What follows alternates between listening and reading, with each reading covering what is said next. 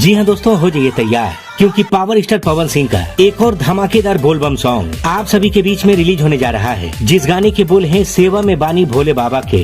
और आज की वीडियो में हम देने वाले हैं इस गाने के बारे में पूरी जानकारी, तो वीडियो को लास्ट तक जरूर देखिएगा। अगर आप भी पावर स्टार पवन सिंह के गाने सुनना पसंद करते हैं तो चलिए शुरुआत करते हैं। जी हाँ दोस्तों, सबसे पहले आप सभी को बता दें कि अपने पावर स्टार पवन सिंह के नए गाने का पोस्टर आउट कर दिया गया है, जिस गाने का टाइटल है सेवा में बानी भोले बाबा के।